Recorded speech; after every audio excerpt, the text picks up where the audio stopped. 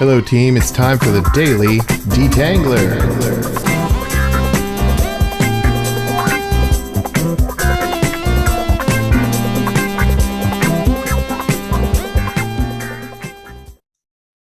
All right, let's talk about synthesizing with others. I spent a lot of time over the weekend working through and trying to detangle myself on what is really happening in this situation where we have so many smart people and we know, for example, that something's not quite right and we have to engage and figure it out. And this is happening in a lot of different settings. I started watching the video from Catalyst over the weekend where he's talking about the different situations, whether it's in accounts, with our team, with the repeating history of there's this, higher order challenge between those who operate and those who innovate. And there's so much operational bias that when we try to innovate, what happens? So in that space of coming through the weekend, a couple of key questions came up. Like, for example, what more information do I need in order to be able to produce something? And that idea of more information, do I really need more information? Or do I need to think about things differently and structure my thoughts and logic in a way that allows me to produce what's needed? In other words, do I have enough input and do I have enough information? What if I do? And then how would I use that information differently to synthesize it and produce something that resonates? And what would that look like? So today's Detangler is brought to you by Mark Twain. It ain't what you don't know that gets you into trouble. It's what you know for sure that just ain't so. One of the things that I know for sure is that learning happens. And this is a view of how all curriculum in the United States is created. All teachers are taught this. This is ingrained in the entire school system from elementary, kindergarten age, all the way up through PhD. And this is Bloom taxonomy.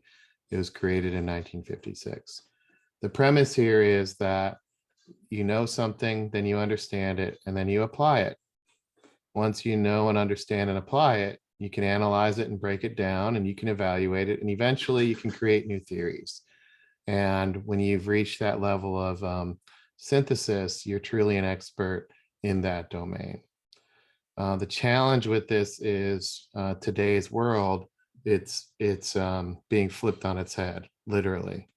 I see a big challenge in this taxonomy from the operate innovate lens. Here I've got the layers of the taxonomy: know it, understand it, apply it. And the idea of applying something means I know what it is, I understand what it is, and now I have to apply it. And when you look at that and what that takes, we can relate to this. I know I need to drive, I understand how to drive, and then I drive.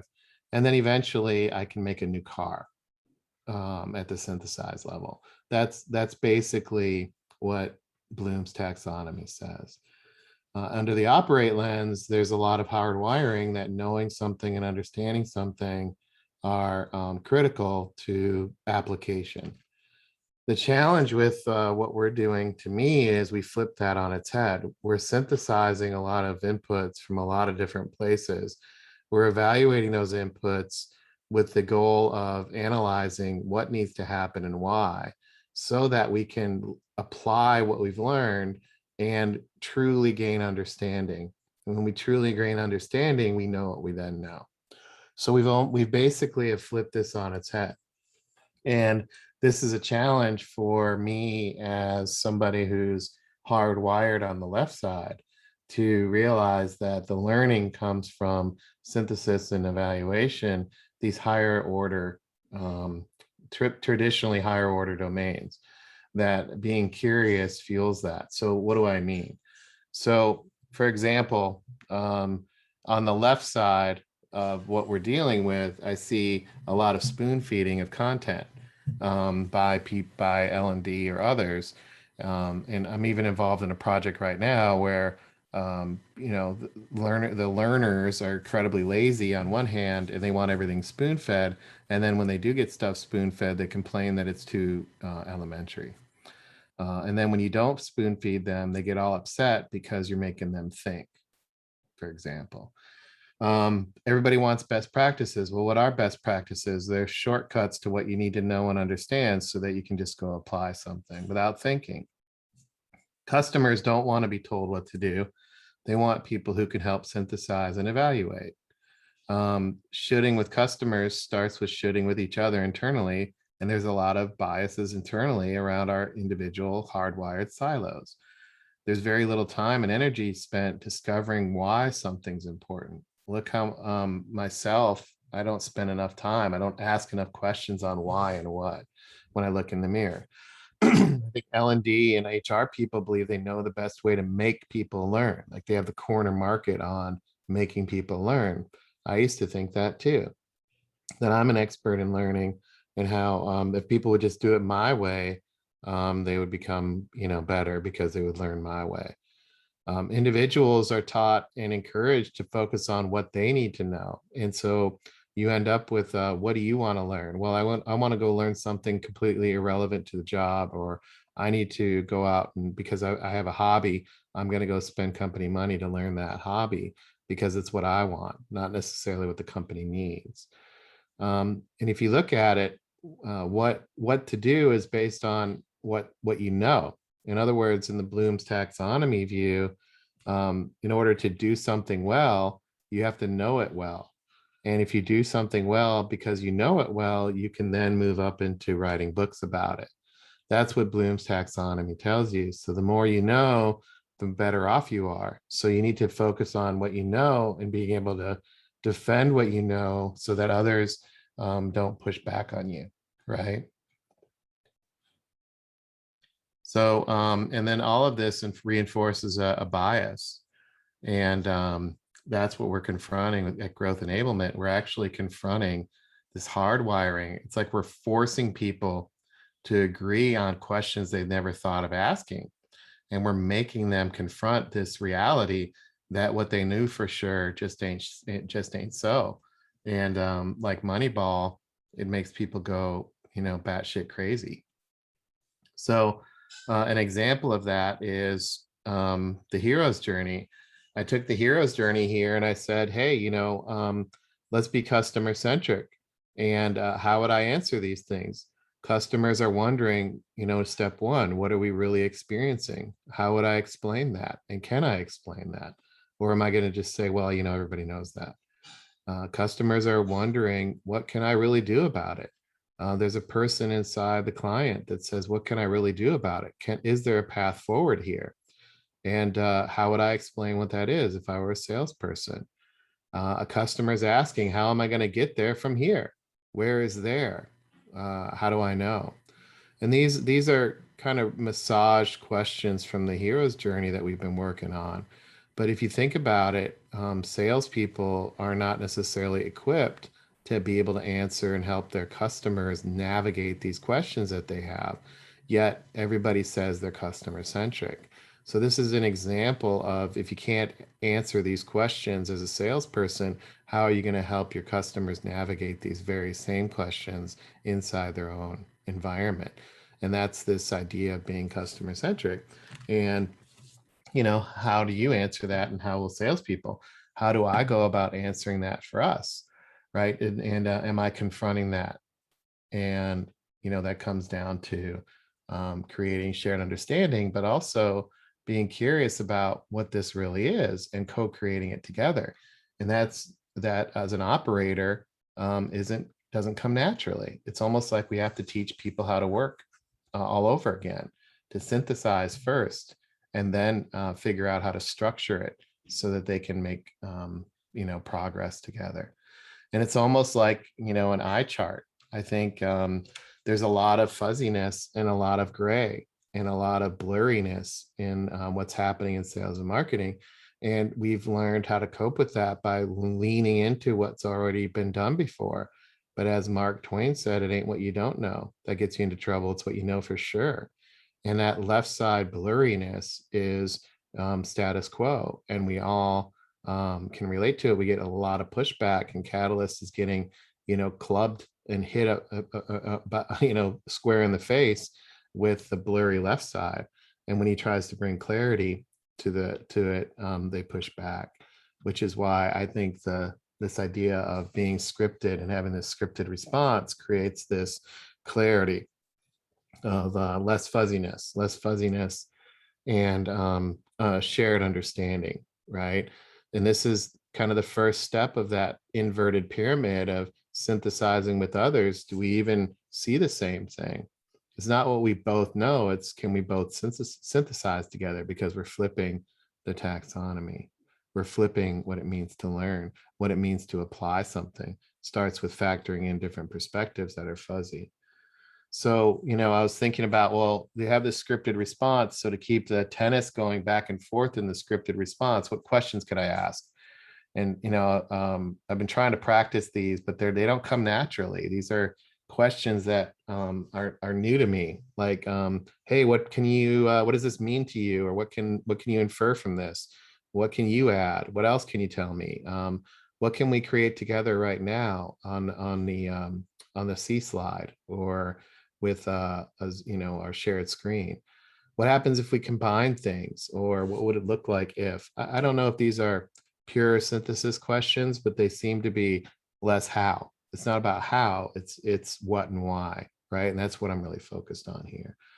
So one of the things that I started listening to, I got through the first 2 minutes of what Catalyst sent over the weekend, and I zoomed around inside of the video, because I kind of figured where he was going, and I was looking for what are some of his challenges, right? And him and I talked over the weekend, and he said he was taking this inventory of challenges, and so he shared this. And this is perfect because, from an operate lens, do I know what these things are? Do I understand what they are? And can I do these things? That's completely different than let's synthesize all this together, evaluate it and analyze it, and then apply it. So the path to application is 180 degrees different. What does it mean to produce something? What does it mean to go use it from the right side versus the left? And there's a lot to discover here. So what can I do to discover that? And to me, the key here, if I had to pick one box, it's this perspective box. As I shared in the Detangler on Friday, perspective and perception are absolutely critical to this whole thing. And that view of how do I stay in check, and how do I keep my perspective on the go to customer side, on the innovate side? How do I do that? So trying to clarify what I mean by that, and trying to land that concept of perspective, I built this chart. There's a bit of a logic trail that people have, and when I looked at and looked this up and kind of researched it, if you will, there's this assumption challenge that I always have about perspective, and I wanted to break this down. Like, where do assumptions come from? So I just put some things. This is what happened in the last 3 or 4 days. I was jotting down some notes around, okay, what's the situation? I saw my computer froze. I saw a guy sitting on the curb. I had a person in a meeting constantly checking texts. And then I'm just borrowing one from kind of Mimecast that I've heard, right? So those are the situations. What am I inferring from those situations? And then what's powering my assumptions? And you can kind of read these here. If I restart my computer, whenever the program refreezes, I'll be fine, etc.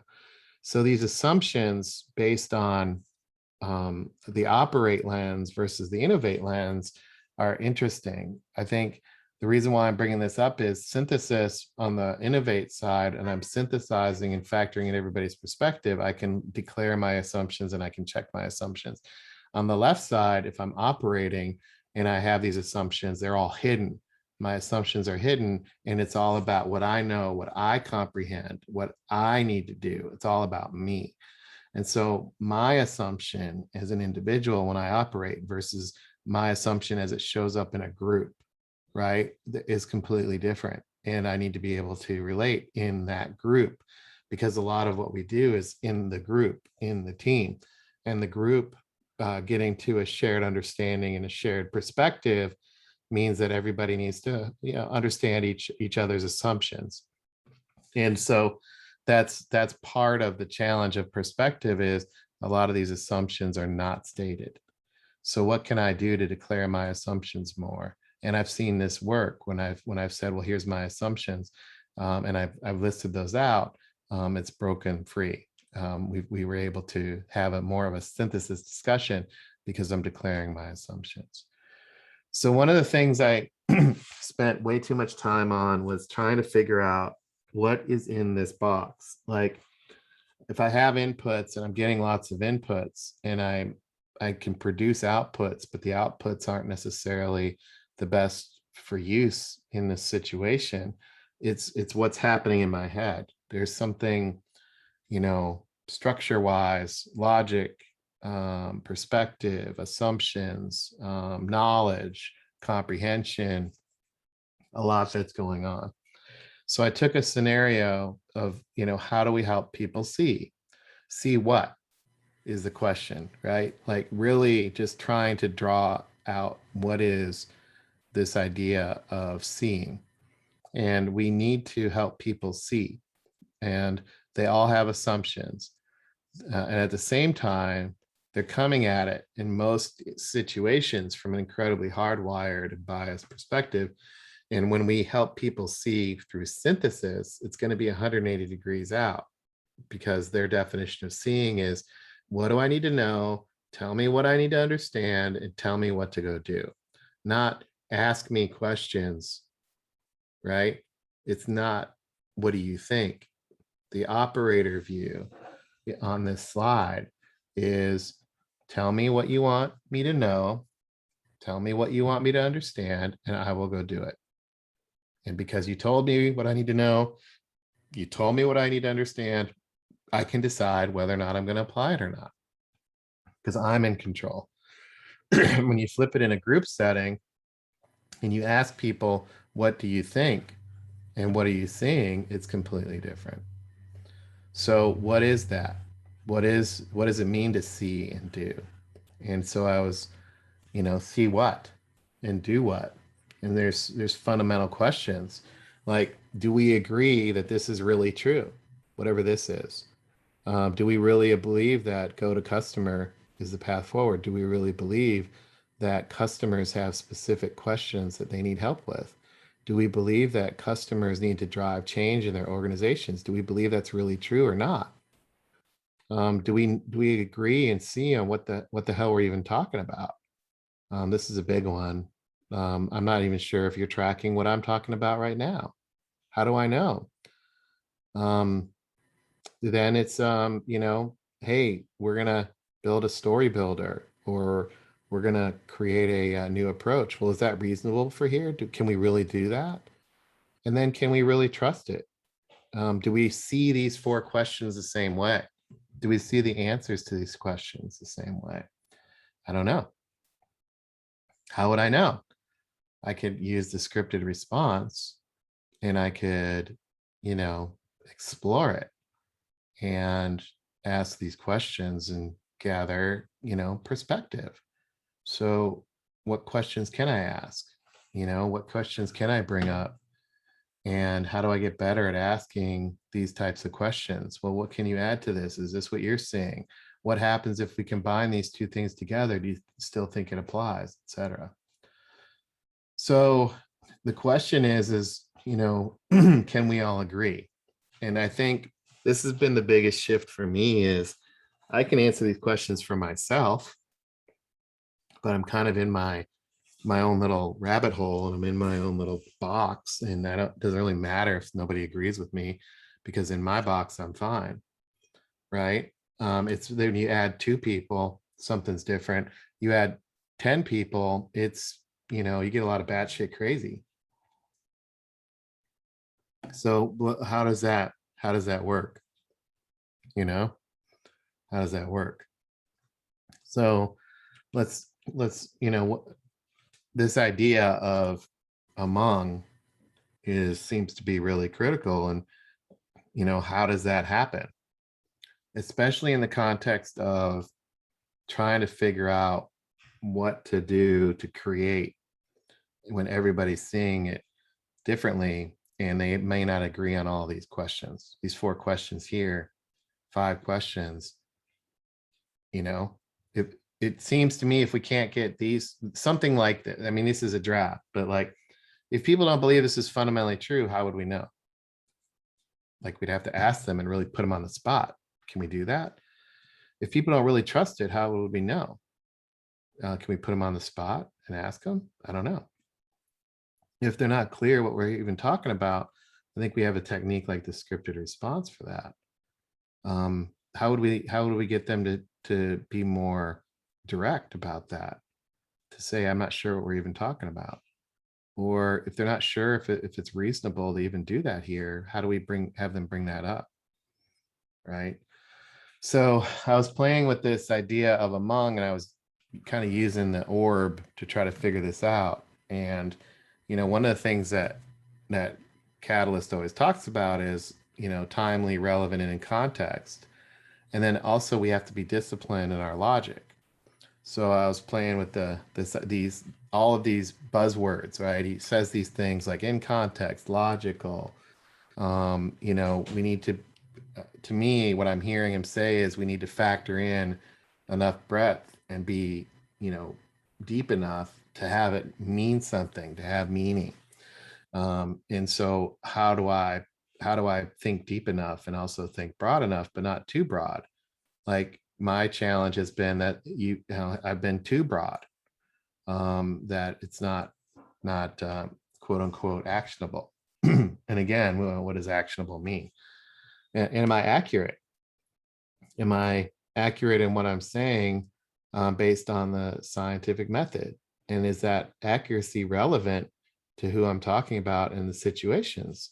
I mean, this is getting to the point now where I'm like, holy crap, this is hard, right? And do we have to be accurate in what we're doing? Yeah. Do we have to be relevant in what we're doing? Yeah. Do I need to be deep enough and broad enough? Yeah. Do I need to be in context and lot? This seems to make sense, but holy crap, this is freaking hard. And then, clear and precise. Am I clear and am I precise? And these are to me things that Catalyst, can beat me up on. Because if I'm not logical, or if I'm not accurate, if I'm not precise, if I'm not clear, if I'm not broad enough, if I'm not deep enough, this is my frustration in building something. I'm not building something out, and it's always one of these things to me. I'm not being clear. I get beat up on that, not just from him, from even other clients that beat me up on that. Nobody really beats each other up on logic except for Catalyst that I've seen. But, he's more in tune with this stuff. I can get beat up about relevance a lot.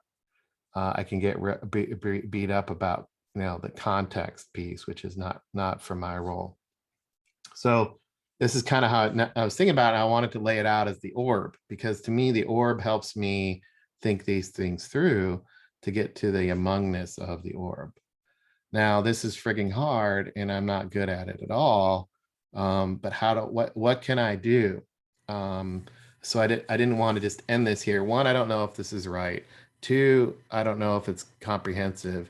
Three, it does seem to fit the sniff test and the gut check. And I was trying to use it in the last week or two to say, how do I synthesize all this? It's a synthesis problem, right? For me, with not a output problem. Am I synthesizing all these things together in order to build stuff? So this is like the software in my head, right? So how is my software working? The operating system in my head, how do I rewire that from an operate lens software to an innovate software? And this is the elements of some innovate software is where I'm heading with all this. And I'm looking at this going, am I clear right now? I don't know. Am I broad enough? I don't know. I might be too broad, right? So all this is going in my head. So I have I kind of I laid it out kind of a checklisty format, and I'm like, okay, well, I need to talk with clarity, right? I need to talk with clarity. I know that. What does clear mean?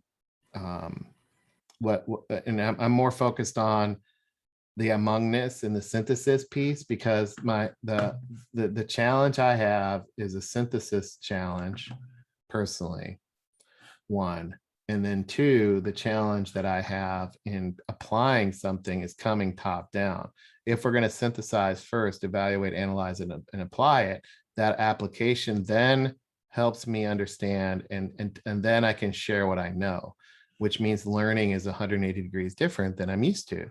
So how do I do that? Right? That's what I'm wrestling with, is what kind of tool could I build to bring it together and focus on synthesis. So when I print this out and I have this printed out, am I factoring these things in to try to be more among, right?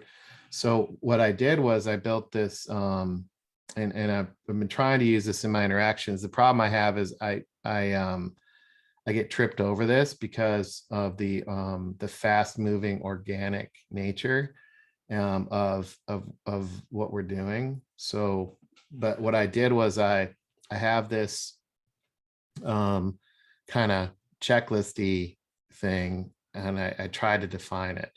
Like, what is clear? Well, and I'm putting it in the group setting. We all agree that nothing's confusing about it. So do we all agree that? Do we all agree there are enough details to engage or act? Do we all agree it's correct and not fragmented? Do we all agree that what we're discussing is connected to what's happening right now? I mean, how do I get agreement on these things? The idea of tangles. Do we all agree nothing's confusing about tangles? Do we all agree you have enough details to act on tangles? Do you agree that tangles are correct and not fragmented? Do you all agree that tangles that I'm bringing up are connected to what's happening right now? Do we all agree that tangles factor in the complexity, and that tangles are bringing together many different perspectives, and that the parts of the tangles make sense together, and that tangles are what's the most important right now for you and your role? Like, these are, I don't know how to answer these, but they seem to be on the right path. And if I do these if I can check these off, perhaps I can get to more amongness and I can get more clarity.